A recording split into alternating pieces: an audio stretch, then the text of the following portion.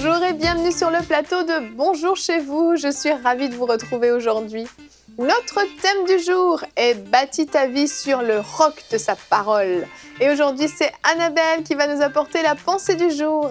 Et ensuite, dans la rubrique famille, nos invités, les pasteurs Pierre et Christine Vemier, nous donneront des conseils pour bâtir notre famille. Voilà, vous connaissez le programme, je vais retrouver les chroniqueurs.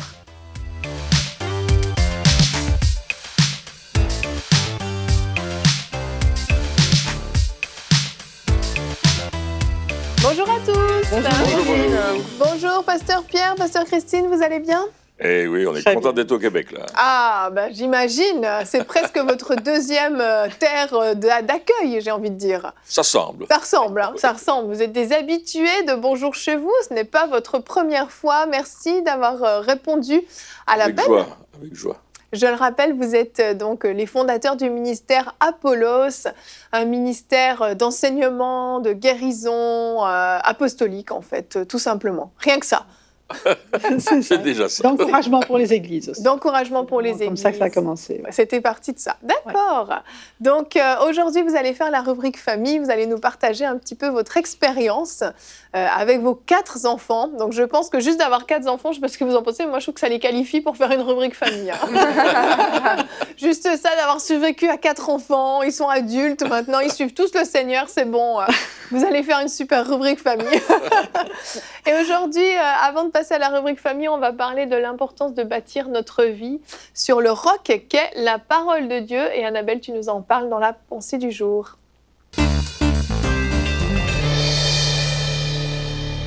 Annabelle, le titre de ta pensée est « La parole de Dieu, l'unique fondation de ma vie ».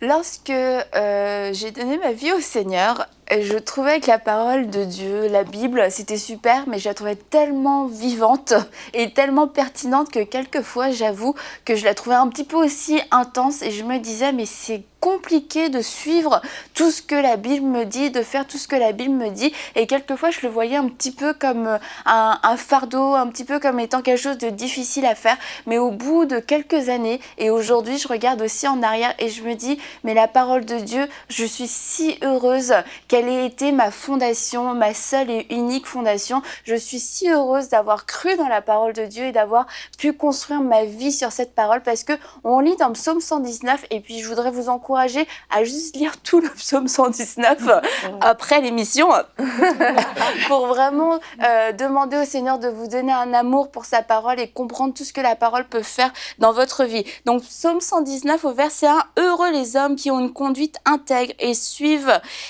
dans leur vie la loi de l'Éternel. Heureux les hommes qui suivent ses préceptes et cherchent à lui plaire de tout leur cœur. » Et la parole de Dieu est vraiment une clé pour nous rendre heureux, pour nous faire marcher dans le bonheur. La grâce et le bonheur nous accompagneront chaque jour de notre vie. Pourquoi ? Parce que nous avons cette parole qui va nous guider. Donc, une des choses que la parole fait, c'est que la parole de Dieu est un maître, est une enseignante. Elle va pouvoir nous dire quoi faire et quoi ne pas faire. Toujours dans le psaume 119, il est écrit « Ils ne commettent pas le mal, ils suivent les chemins que Dieu leur a tracés. » Alors, comment savoir ce que Dieu a tracé ? Comment connaître les chemins que Dieu a tracés ? Et vous savez, souvent, on demande à Dieu « Est-ce que c'est ta volonté ? Est-ce que je fais la bonne chose ? Est-ce que c'est ça que tu veux ?» Mais très souvent, on demande des choses qui sont déjà écrites dans la Bible, des choses auxquelles Dieu a déjà répondu. Est-ce que je peux me marier avec cette personne ? Or, cette personne est une personne qui ne connaît pas Jésus. Et la Bible nous dit de ne pas nous mettre avec un inconverti, que le royaume des ténèbres et des lumières n'ont aucun rapport entre les deux. On demande, est-ce que je dois aller dans une église locale ? Est-ce que je dois pardonner ? Est-ce que je dois vraiment aimer cette personne ? Est-ce que ? Et la liste n'en finit plus. Et on remplit notre relation avec Dieu de toutes ces questions auxquelles Dieu a déjà répondu. Et c'est pour ça que c'est important que nous puissions utiliser, connaître la parole de Dieu, parce que la parole parle.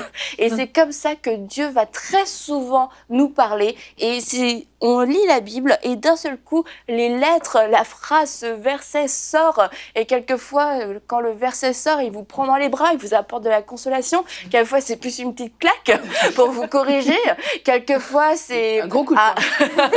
Un petit rappel à l'ordre, mais peu importe, la parole est vivante et c'est Dieu qui est en train de nous parler finalement à travers ces versets. Autre chose, au psaume 119, toujours, la parole est une lampe à mes pieds et une lumière sur mon sentier. Et la parole nous fixe des limites. Comme lorsqu'on est sur la route, vous savez, souvent, il y a des lignes blanches qui nous montrent la voie dans laquelle on doit rester. Et si on sort de cette voie, on peut se retrouver à contresens, on peut se prendre une voiture, un camion, juste sortir de la route, etc. Et ces limites sont des limites de sécurité, des limites d'amour, des limites de protection. Et la parole joue ce rôle de limite dans ma vie. La parole est aussi un conseiller qui va venir trancher entre ce qui vient de toutes mes pensées, de mes sentiments, etc. et ce qui vient réellement de Dieu. On lit dans Hébreux 4, 12, car la parole de Dieu est vivante et efficace, plus tranchante qu'une épée à double tranchant, pénétrante jusqu'à partager âme et esprit, jointure et moelle. Elle juge les sentiments et les pensées du cœur. Et souvent, encore une fois, on se retrouve dans une espèce de confusion émotionnelle. Oh, est-ce que je dois faire ça? Et oui, je suis sûre, j'ai senti un frisson, etc. Ok, on reprend la parole de Dieu et on laisse la parole de Dieu qui est vivante et efficace pour venir trancher, pour venir séparer, pour venir faire cette séparation entre ce qui vient juste de moi, même si ça peut sembler bien, et ce qui vient réellement de Dieu, ce que réellement Dieu a dit. Et déjà, on va voir que si moi, ce que je voulais, c'est pas ce qu'il y a décrit dans la parole de Dieu, c'est contraire à ce que Dieu dit dans sa parole, voilà, vous avez votre réponse. Le ménage a été fait. Et puis, je vais terminer avec ce verset dans Luc 6, 48. Je vous montrerai à qui est semblable tout homme qui vient à moi, entend mes paroles qui viennent de la parole de Dieu, entre autres, et les met en pratique. Il est semblable à un homme qui, bâtissant une maison, a creusé profondément, a posé le fondement sur le roc. Une inondation est venue et le torrent s'est jeté contre cette maison sans pouvoir l'ébranler parce qu'elle était bien bâtie. Mais celui qui entend et ne met pas en pratique est semblable à un homme qui a bâti une maison sur la terre sans fondement et la torrent s'est jeté, etc. La maison, hop, a été écroulée et la ruine en a été grande. Et je passe vite fait sur ça pour vous dire que notre maison, c'est notre vie. Et qui ne veut pas avoir une vie ébranlable? Nos relations, notre argent, notre expérience, notre âge, nos amis, notre métier, nos professions, nos titres ne sont pas des fondations assez solides pour faire que vous et moi puissions être des personnes inébranlables. Il n'y a que la parole qui peut constituer ce roc. Amen. Et non seulement c'est un roc sur lequel on va construire, mais c'est aussi un roc dans lequel on va aller puiser la force, on va aller puiser la vie et notre vie va manifester les fruits de la parole de Dieu tout simplement. Donc je vous encourage à relire le psaume 119. Merci Annabelle, amen. Tu as tellement bien illustré le verset qui est notre verset du jour que je suis obligée de l'afficher tout de suite. Matthieu 7, 24, c'est pourquoi celui qui écoute ce que je dis et qui l'applique ressemble à un homme sensé qui a bâti sa maison sur le roc. Est-ce que tu peux nous refaire la démonstration de la maison qui s'effondre? Oui, il y a les torrents, il y a l'inondation. Voilà. Et la ruine a été grande. J'aime bien les bruitages. Nous allons t'embaucher pour faire la Bible bruitée. Mais il y aura tout le temps les mêmes. Ça te ressemblait beaucoup. Oui. On oublie. Je suis monobruit. Pour l'âge de Noé. Pour la fois, il fallait jouer d'animaux.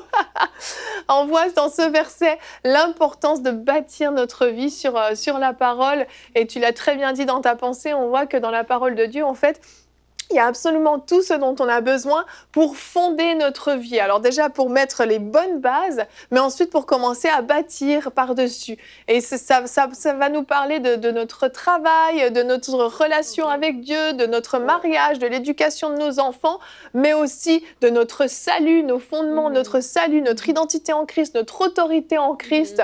Bref, la parole de Dieu regorge de tellement de trésors pour notre vie qu'on veut toujours aller chercher ailleurs. On veut essayer d'être fort par différentes façons, différentes philosophies, différentes mentalités du monde, alors qu'en fait, la parole de Dieu contient absolument tout ce dont on a besoin pour que notre vie soit suffisamment solide, pour que justement, quand les épreuves arrivent, voilà, la maison reste solide. Elle ne fait pas de bruit quand elle s'effondre, elle est solide. Voilà. Il y a quand même une condition, Evelyne, que je voudrais rajouter dans ce passage qui est très intéressant de la maison qui... c'est que dans ce passage-là, les deux, celui qui a bâti sa maison sur le roc et l'autre qui a bâti sur le sable, ce sont donc deux personnes qui ont entendu la parole de Dieu. Oui. Mais celui qui est sur le roc, c'est celui qui la met en pratique. Amen. Donc il y a beaucoup de gens en fait qui connaissent un peu, qui entendent ou qui même lisent, mais qui ne mettent pas en pratique. Donc les deux pendants essentiels, c'est de la connaître et puis de bâtir, c'est-à-dire de la construire cette maison en mettant en application ce qu'on a lu dans la parole. Amen. Justement, l'apôtre Paul, il dit, comme un sage architecte, j'ai posé le fondement, à savoir Christ. Ouais. Faites attention à la manière dont vous bâtissez dessus, avec du bois, du foin, du chaume, de l'or, de l'argent, des pierres précieuses. Et là, il est en train de nous montrer la différence si on bâtit avec des choses qui ne viennent pas de la parole de Dieu, qu'on ne met pas en pratique ce que Dieu nous dit. C'est clair que ça va être éprouvé par le feu, c'est-à-dire l'épreuve. L'épreuve va démontrer que la construction que j'ai faite, c'est cool. Elle flambe d'ailleurs. Elle flambe carrément. Allez, tout le monde à la maison. C'est une émission chorégraphique. Mais ce qui est extraordinaire, c'est qu'il nous donne, dans la parole de Dieu, la foi vient de ce qu'on entend, et ce qu'on entend vient de la parole de Christ. Et ce sont des éléments qui vont nous permettre de bâtir avec de l'or, de l'argent, des pierres précieuses, c'est-à-dire des éléments spirituels que Dieu nous donne, qui sont surnaturels, parce que la parole de Dieu, elle est vivante. On l'a lu tout à l'heure, elle est efficace, plus tranchante qu'une épée à deux tranchants, et même elle nous aide à être éduqués, à nous remettre en question. Et il y a aussi ce point-là important, est-ce que je me remets en question par rapport à ce que la parole me dit? Et c'est ça la mise en pratique. À un certain moment, Dieu me parle, dit hey, là, j'ai pas trop l'envie de faire ce qu'il me dit là. Hein. Je sais pas si ça vous arrive, mais et puis Dieu dit c'est ça qu'il faut faire. Puis quand on l'obéit, on dit waouh, c'était super, parce qu'on voit pas ce qu'il y a derrière, mais il y a énormément de choses que Dieu nous donne. Et toute la parole de Dieu est prophétique également, parce que d'abord, elle est prophétique par rapport à Jésus-Christ. Mais ensuite, elle est prophétique par rapport à nos vies. Amen. Parce qu'elle nous prépare le chemin, elle nous dit « Fais ça, et tu vas voir, ça va marcher plus. » On se dit « Tout le monde ne fait pas ça, là. Est-ce que moi, je vais faire ça ?» Ben oui, fais-le, tu vas voir. Prie, prends du temps dans ma présence. Cherche ma face, de l'or, de l'argent, des pierres précieuses. Les dons du Saint-Esprit, le fruit de l'Esprit qui est né en nous. Une vie différente. Et c'est vrai que quand moi, j'ai rencontré le Seigneur, je lisais la Bible. J'étais dans une famille chrétienne, 4 générations, j'ai la 4e génération. Mais je ne connaissais pas Jésus. Mais quand j'ai donné ma vie à Jésus, la parole est devenue vivante. Amen. Les versets me sautaient aux yeux, je les apprenais par cœur, je les disais, je les répétais à tout le monde, j'avais envie de dire à tout le monde, cette parole, elle est extraordinaire, vous devez la lire. Les gens me disaient, mais il est fou. Pourtant, il est dans l'église avec nous depuis si longtemps. Moi, je dis, non, c'est extraordinaire. C'est ça. La parole prend vie, en fait. C'est absolument. Ça. Ouais. Et c'est ça qui montre aussi que la clé pour comprendre la parole de Dieu, c'est Jésus. Parce que bâtir sa maison sur le roc, c'est bâtir sa maison sur Jésus. Jésus qui est le roc, qui est le rocher, et qui en même temps est la parole faite chair. Donc non seulement c'est une parole qu'on lit et qu'on peut dire « Ok, c'est théorique, comment on met en pratique », mais Jésus a vécu et a été toute cette parole. Donc si on connaît Jésus, si on s'approche de lui, eh bien on va voir comment lui, il a vécu, et ça va nous aider à nous laisser transformer par le Saint-Esprit, parce que quand même, la personne du Saint-Esprit est très importante. C'est c'est le Saint-Esprit qui a inspiré toute la parole, et c'est lui qui est vivant aujourd'hui pour nous aider à la comprendre et justement à la mettre en pratique. Et c'est extraordinaire de ce qu'on n'est pas tout seul, parce que c'est vraiment aussi, avant de connaître Jésus, bien, j'ai essayé de lire la Bible et puis je comprenais rien du tout. C'est ça. Mais dès le moment où Jésus est venu dans ma vie, où j'ai dit, mais Seigneur, aide-moi à comprendre et à savoir ce que je dois comprendre aujourd'hui, eh bien, à ce moment-là, elle s'est vraiment éclairée. J'ai trouvé que c'était un trésor extraordinaire. Et la particularité de la parole, c'est que elle nourrit à n'importe quel âge.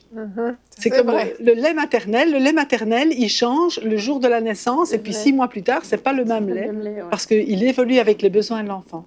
Et la parole de Dieu, quand on la lit, on est un bébé spirituel, on comprend ce qu'on doit comprendre pour avancer, faire les premiers pas.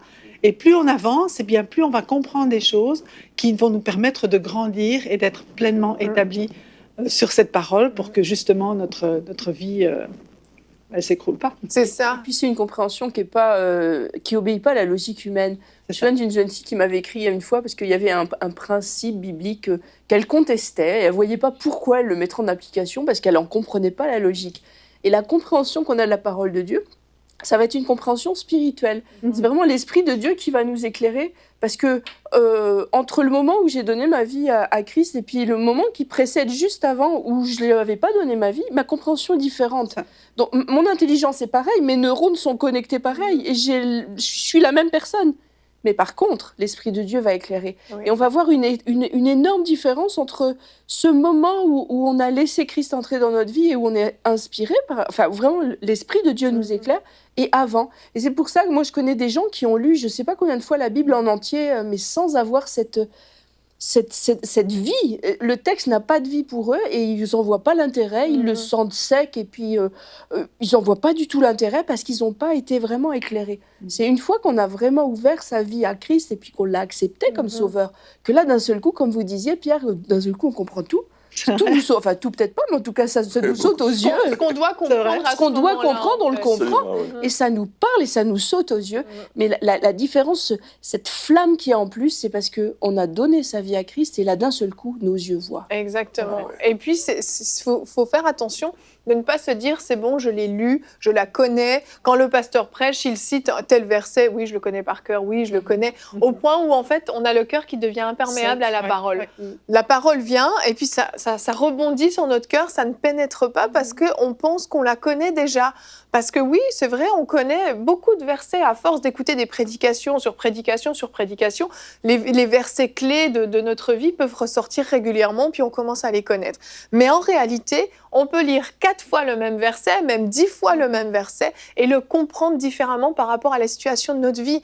Parce que ça fait écho dans notre cœur par rapport à quelque chose qu'on est en train de vivre. Et si on croit avoir connu la parole, en fait, on se trompe nous-mêmes. On se trompe réellement nous-mêmes parce que la parole, on ne peut jamais la connaître pleinement. Et plus notre révélation de l'amour de Dieu pour nous sera grande, plus notre compréhension de la parole de Dieu va être changée aussi. Exactement. Parce qu'il y a comme un filtre au travers de l'amour de Dieu, des choses qu'on lisait, qu'on n'était pas capable de saisir, ça nous paraît dur, ça nous paraît même impossible à accomplir. Au travers du filtre de l'amour de Dieu, tout à coup, ok, je comprends, et oui, je peux le mettre en pratique. Dieu me donne la force, j'en suis capable, parce que je l'aime, je vais le mettre en pratique. Et ça change absolument tout le cours de notre vie chrétienne. Donc que personne ne pense connaître la parole de Dieu, parce qu'en réalité, à la fin de notre vie, on ne la connaîtra pas. On ne la connaîtra pas encore. Absolument. Et Pasteur Pierre, Pasteur Christine, pardon, on va voir avec vous comment on peut justement bâtir notre famille à la lumière de la parole de Dieu. On va en parler tout de suite dans la rubrique famille.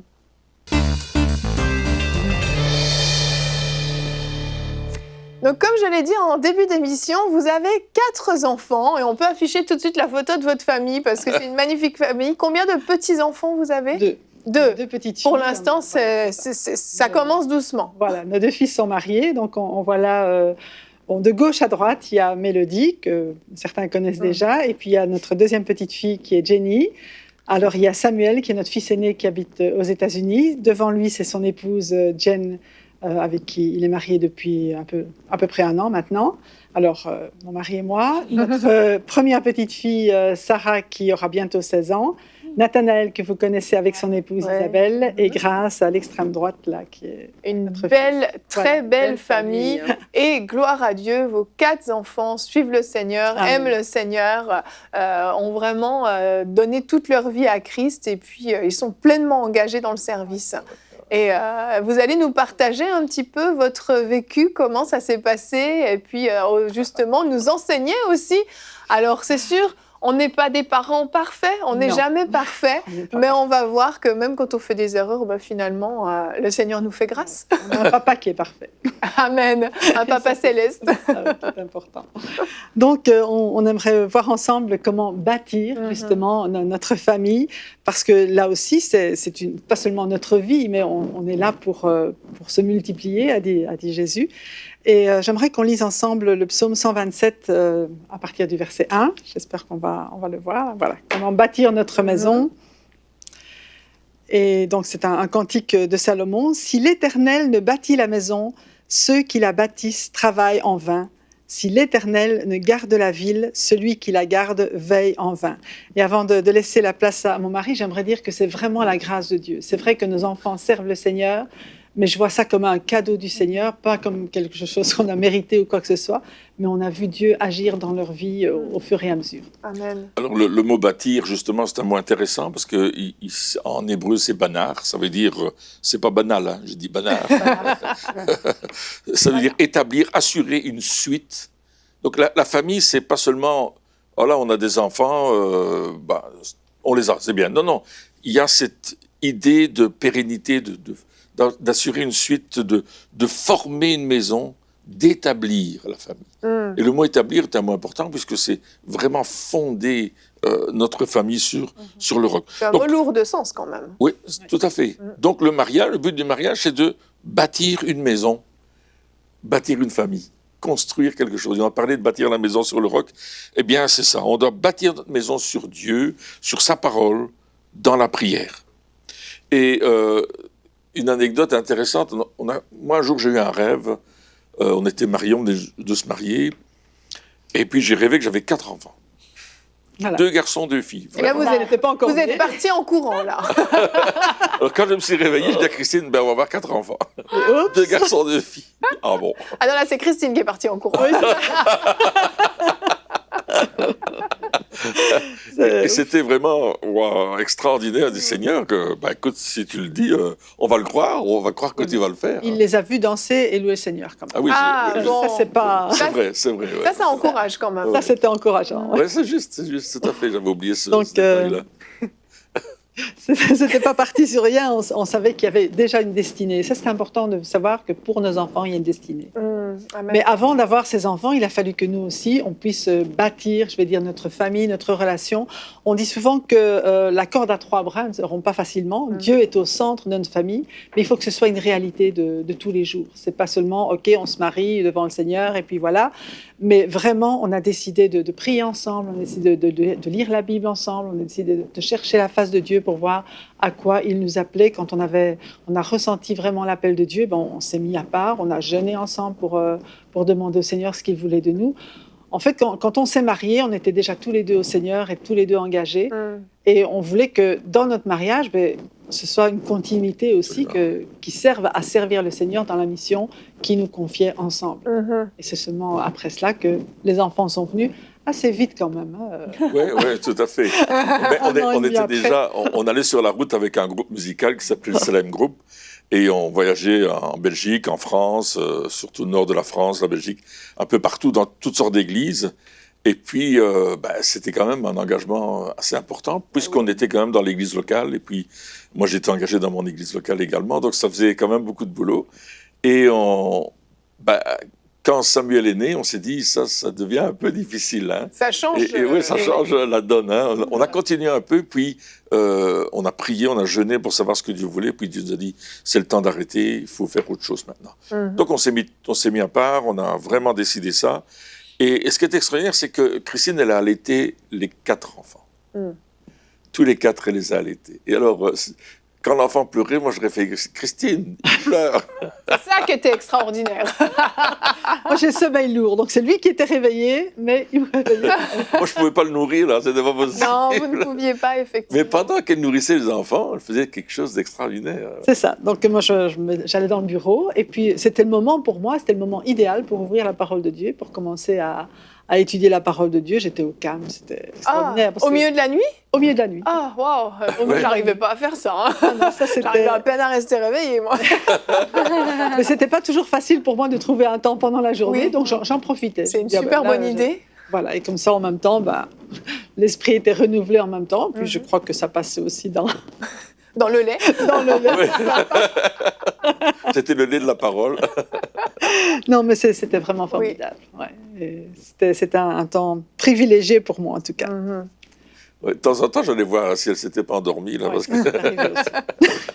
Mais non, elle était en train de lire la Bible et le bébé, lui, s'est endormi, tout en prenant le sein. Là, ouais. Vous avez eu donc votre premier fils, c'est ça a changé votre routine. Oui. Vous avez dû prendre des décisions qui ont impacté forcément ce que vous étiez en train de faire, parce que c'est normal, l'arrivée d'un bébé, ça bouleverse les choses.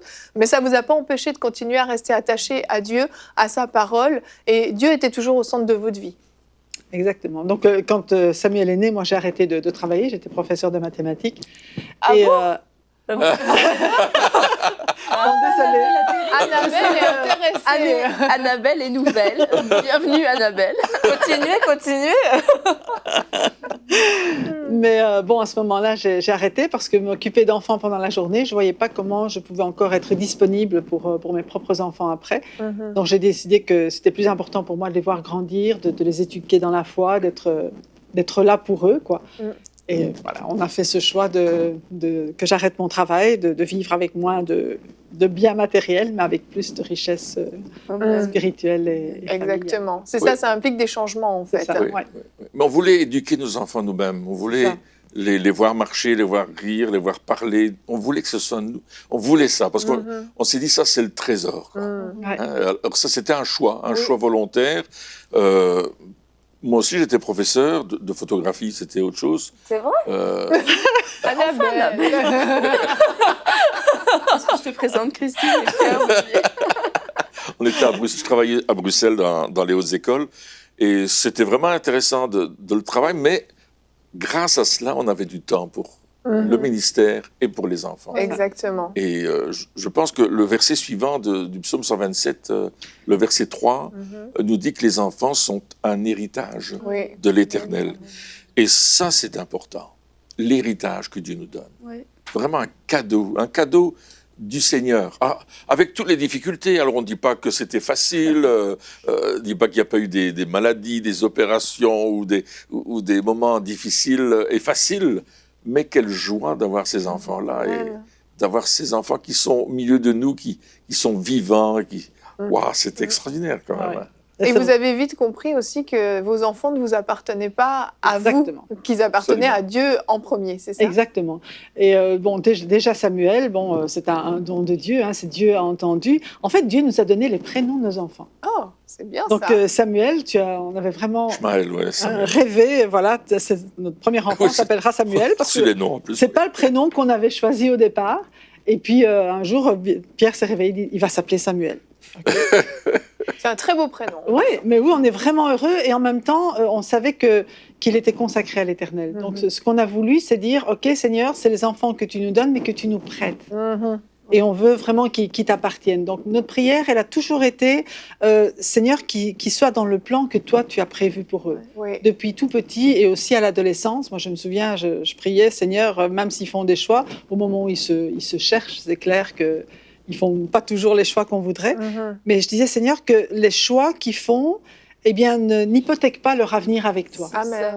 Que vraiment, il n'y ait pas de conséquences qui les empêchent de te suivre ou de rentrer dans le plan que tu as pour eux. Donc, notre prière, plus qu'un succès, beaucoup plus, j'ai jamais vraiment prié pour leur succès matériel, mais j'ai toujours prié pour qu'ils rentrent dans le plan Amen. que Dieu avait pour eux. Et là, je veux vraiment être bénie parce que Dieu a répondu Amen. au-delà même de toute espérance. Ah oui, tout à fait. Hein. Nos enfants, à un certain moment, ont fait une crise de foi. Une crise de foi, Eh ouais, au sens littéral. spirituelle. FOI. Voilà. Mais c'est pas qu'ils voulaient plus croire, etc. Mais ils voulaient découvrir les vraies valeurs de la puissance de Dieu. Ils voulaient voir Dieu à l'œuvre. Et là, ils étaient quand même adolescents et ils sont allés à un camp qui se passait à Mâcon. Il y avait tous les jeunes partaient là-bas. Et là, ils ont été visités par le Saint-Esprit. C'était extraordinaire. Alors, moi, j'y étais pas, donc j'ai vu les effets à leur retour. Des effets extraordinaires. Vous savez, le dimanche matin, on disait aux enfants, bon, dépêchons, on va être en retard au culte. C'est nous qui prêchons, là, il faut y aller.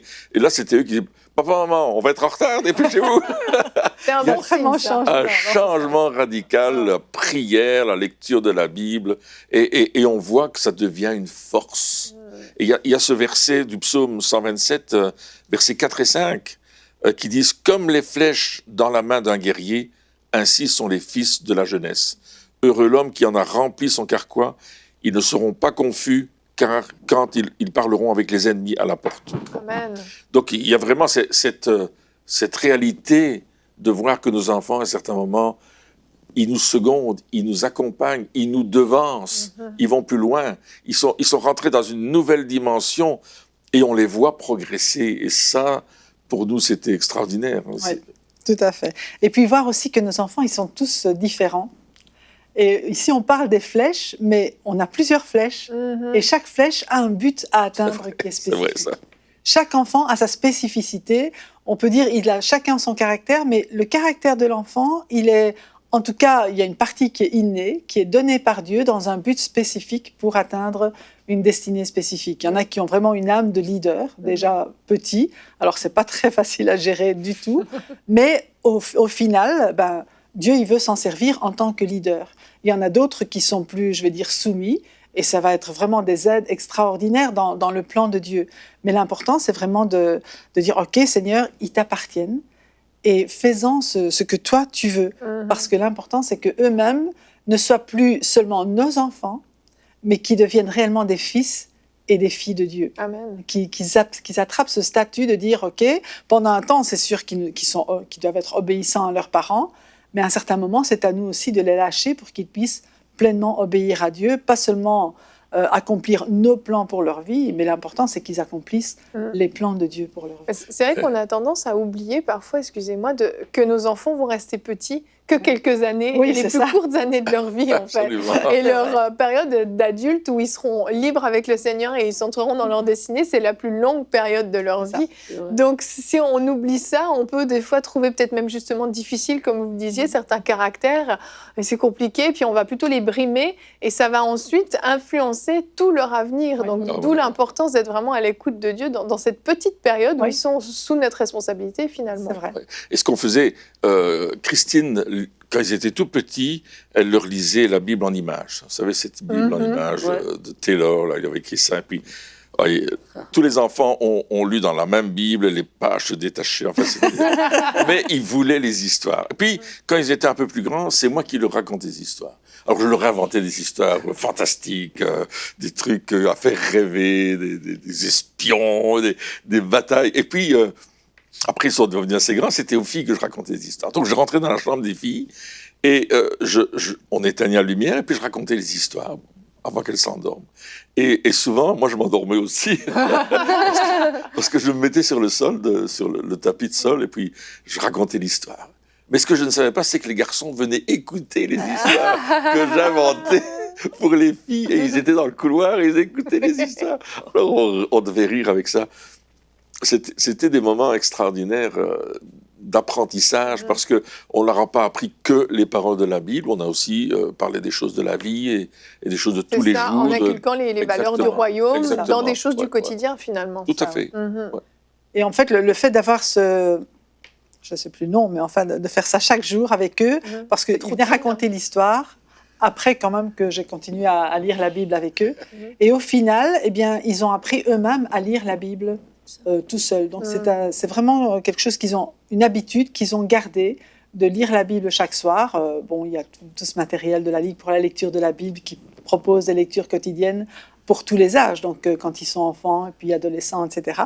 Donc ils ont vraiment gardé cette habitude-là, à ce moment-là, de pouvoir lire par eux-mêmes la parole de Dieu. Et c'est ça que c'est important, qu'ils puissent devenir une certaine maturité, qui commence déjà dès leur jeune âge à ce niveau-là. Recevoir d'eux-mêmes ce que Dieu veut leur dire. C'est ce que dit le Proverbe 22 au verset 6. « Instruis l'enfant selon la voie qu'il doit suivre, et quand il sera vieux, il ne s'en détournera pas. » Et c'est vraiment un point important d'enseigner nos enfants, de leur montrer les choses.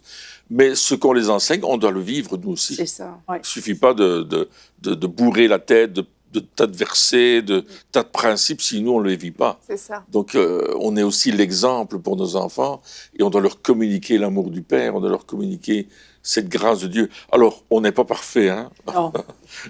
Parce que parfois, ils n'étaient pas très contents de mon attitude, ou bien ils n'étaient pas heureux de ce qu'on faisait, mais il y avait une telle... comment dire, complicité entre nous, là, c'était fort. Alors, il y avait des moments difficiles, mais des moments aussi où on riait beaucoup, on jouait en famille, on s'amusait, des jeux de société. Ça, c'était les moments les moments les plus fantastiques, d'ailleurs. Vous avez créé des liens, en fait. Oui, c'est ça. Ça nous arrive encore de jouer au Scrabble avec les filles ou d'autres jeux, je ne sais pas comment ils appellent ça. Et puis, on joue là-dedans, et puis on rit, on triche, on s'amuse, on fait des choses rigolotes. Quoi. Pour leur inculquer les valeurs du royaume. On triche surtout au poker, non, je joue pas. C'est pas vrai. Mais en fait, c'est ça, il ne s'agissait pas juste de leur inculquer lis ta Bible, prie, etc. C'était aussi vraiment une vie, en fait, refléter l'amour de Dieu dans tout ce que vous faisiez, finalement. L'amour et la grâce aussi. Il y a quand même le pardon, la grâce qui ont une importance considérable, parce que je connais beaucoup de chrétiens encore aujourd'hui qui voient Dieu comme quelqu'un de sévère, qui ont peur de Dieu, parce que c'est comme ça qu'ils ont vu leur père. Oui.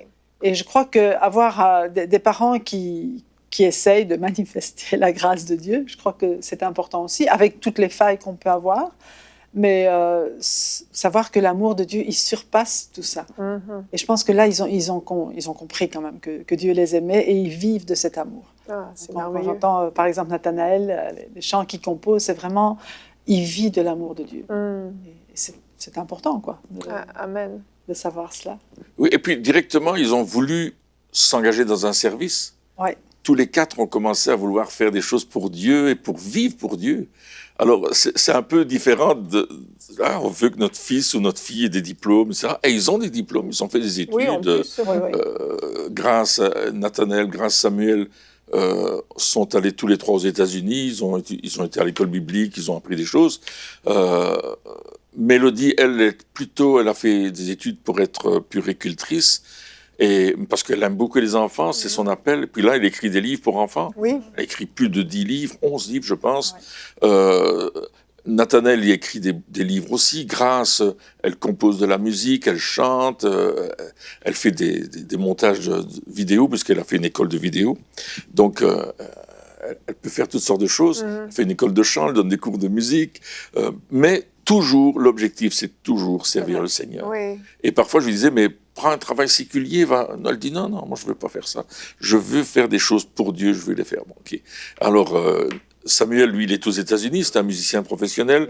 À côté de ça, il fait des études d'infirmier, donc il travaille comme infirmier là-bas. Mais je veux dire que tous ont fait quelque chose, mais leur désir, c'est de plaire à Dieu. Oui. Et ça, c'est notre plus grande joie. Tout on fait, on se dit, mais waouh, Seigneur, il n'y a que toi qui peux faire ça. C'est pas à cause de nous. Vous comprenez, on peut être des parents extraordinaires, ou pas du tout, mais c'est Dieu qui fait l'histoire.